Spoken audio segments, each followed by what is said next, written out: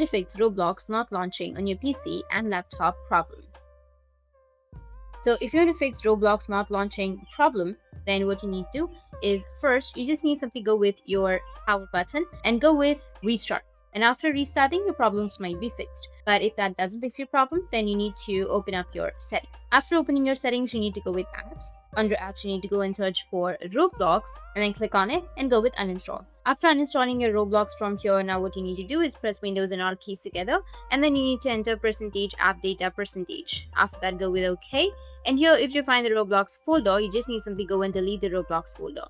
Go with your local section, and here you need to just simply go and delete the Roblox. After deleting, you need to go back, and now you need to open up your browser. Make sure that you've logged into your browser, and on your browser you need to go with Roblox. Go with roblox.com/home, and if you've not logged in yet on your Roblox on your browser, you need to just simply go and log in. After logging in, you need to go and select any game that you're comfortable with and just click on play.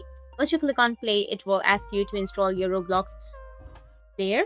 So you just need to simply go with install, and once you hit the install button, it will start the installation process. On the top, you will have the download section. You can just simply go with downloads, and here you will have your Roblox downloaded folder. You can double click on that, and then you can just simply go and install it, or you can go with your Microsoft Store and download it. And after downloading, log into your Roblox and your problem will be fixed. That's it. And if you have any questions, feel free to comment below. And if you found this video helpful, hit the subscribe button, and thanks for watching.